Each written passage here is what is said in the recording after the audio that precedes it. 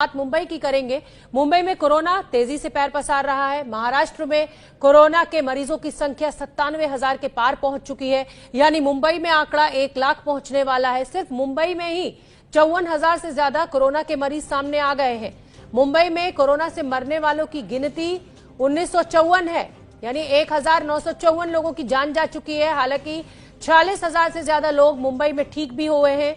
मुंबई में 24 घंटों में मौत 57 लोगों की हो चुकी है।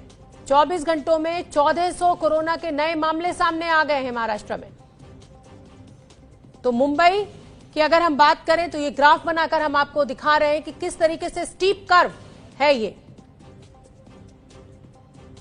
6 मई, 17 मई, 25 मई, 1 जून 10,000 से 17 मई को ये 20,000 हो गया, 25 मई को 30,000 हो गया, 1 जून को ये 40,000 और 9 जून को 50,000। ये जो हरी लाइन आप देख रहे हैं ये हम दिल्ली का आंकड़ा आपको दिखा रहे हैं। 10 मई को 10,000, 1 जून को 20,000 और 9 जून को 30,000। तो ये अब एक्सपोनेंशियली बढ़ने की तरफ दिखाई दे रहा है ग्राफ। कोरोना के जो मामले हैं वो लगातार बढ़ते जा रहे हैं और जो संख्या है, चिंता का विषय यह है कि एक्सपोनेंशियली बढ़ रहे हैं। हालांकि ये कहा जा रहा है आईसीएमआर के द्वारा कि ये अभी कम्युनिटी स्प्रेड नहीं है। मुंबई के अस्पतालों में कोरोना इलाज के नाम पर अनाप शनाप पैसे वसूलने की लूट मची हुई है, जबकि सरकार का दावा है कि उसने कोरोना इलाज में ली जाने वाली फीस को तय कर दिया है। हमारी ये रिपोर्ट देखिए और स्थिति को समझिए, जमीन पर क्या स्थिति है। ये है अनूप कुमार। इनके भाई डॉक्टर मिथिलेश सिंह को कोरोना हुआ तो परिवार ने मुंबई के प्राइवेट अस्पताल केजी सुमैया में भर्ती कराया। 12 दिन तक इलाज चला, पर मिथिलेश कोरोना से लड़ाई में हार गए। घर पे गया तो आंटी रोते हुए मेरे से लिपट गई और बोली, बेटा ये तुम्हारा भाई नहीं रहा। तो उस समय तो मैं भी करीब आधा घंटा तो मैं भी कुछ बात ही नहीं कर पाया। परिवार मातम में डूब गया, लेकिन अस्पताल ने शव देने से पहले 6,28,000 रुपए का बिल थमा दिया। एडवांस 1.5 लाख जमा किए थे, क्योंकि हॉस्पिटल का ऐसा रूल रहता है, डिपॉजिट जमा करना पड़ता है। तो 1.5 लाख हमने वो जमा किया था। उसके 4-5 दिन बाद हमने फिर 1.5 लाख रुपया ट्रीटमेंट का और भरा। फिर 12वें दिन उनका अचानक में सांस रुक गया और वो परलोक पधार गए। कुल मिला के 6,28,000 के करीब बिल हो गया था। अनूप 3 लाख रुपए पहले अस्पताल को दे चुके थे। परिवार के पास और पैसे नहीं थे। जैसे तैसे अनूप ने बाकी बिल माफ कराया, लेकिन उनका सवाल ये है कि इतना बिल अस्पताल ने कैसे बना दिया। मैंने जो बिल देखा था उसमें पैकेज था रोज का 32,000 के करीब का पैकेज है। 32,000 के हिसाब से भी देखा जाए तो 12 दिन का 4-4.5 लाख का बिल होना चाहिए था। 12 दिन का बोले तो 50,000 के भी ऊपर का रोज का खर्चा दिखाया उन्होंने, जबकि वो आईसीयू में भी एडमिट नहीं थे। अस्पताल केजी सुमैया का कहना है कि उन्होंने मरीज के परिवार से ज्यादा पैसे नहीं वसूले। मिथिलेश सिंह के परिजनों के आरोप के विषय में जब हमने केजी सुमैया अस्पताल के प्रशासन से बात की तो उन्होंने हमें एक स्टेटमेंट जारी किया, जिसमें वो कह रहे हैं कि बीएमसी की तरफ से जो नियम कायदे बनाए गए हैं उन्हीं नियम कायदों के आधार पर कीमत तय की गई है और उन कीमतों को सार्वजनिक जगहों पर लगाया गया था, अस्पताल के प्रांगण में लगाया गया था। और जो मरीज के संग डॉक्टर आए थे उन डॉक्टरों ने खुद ये बात स्वीकारी थी कि जो 20% प्राइवेट अस्पतालों के इलाज की सीटें हैं वहां पर इलाज डॉक्टर का कराया जाए। अब इनका दर्द सुनिए। ये है आसमा के भाई रिजवान। आसमा को कोरोना हुआ तो इन्होंने मुंबई के प्राइवेट अस्पताल साबु सिद्दीकी में अपनी बहन को 2 जून को भर्ती कराया। 4 घंटे में आसमा की मौत हो गई। अस्पताल ने 4 घंटे के इलाज के लिए 45,000 का बिल बना दिया। 45,560 रुपीज उन्होंने बोला कि आपका 4 घंटे का चार्ज हो गया।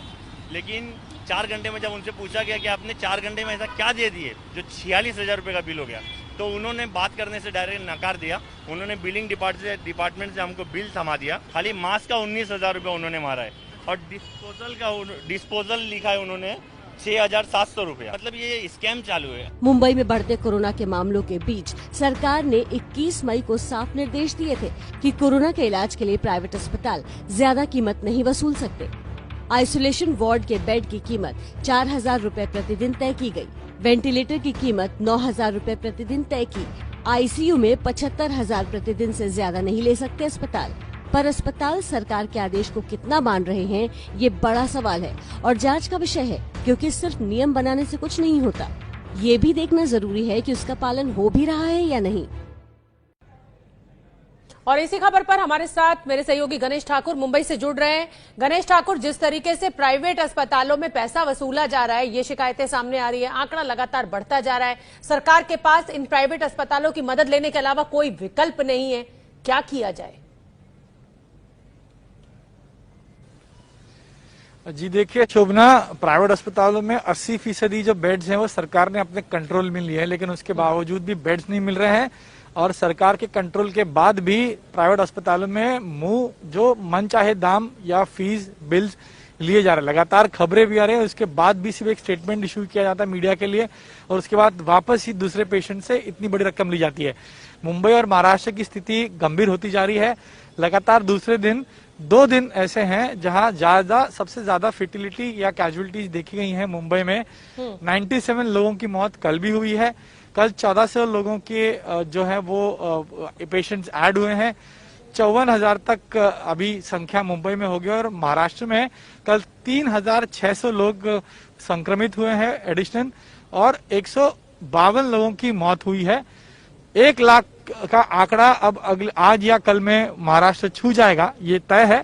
और मुंबई भी अब 60,000 यानी वुहान के आगे तो गई, अब वुहान और स्पेन इन सभी देशों के आगे जाने की तैयारी सिर्फ मुंबई शहर भी कर रहा है। राज्य में और मुंबई की बात करें तो बीएमसी की तरफ से कहा जा रहा है कि डबलिंग रेट का दिन 24 दिन हो गए हैं। रिकवरी रेट जो है वो 50% तक पहुंच रहा है।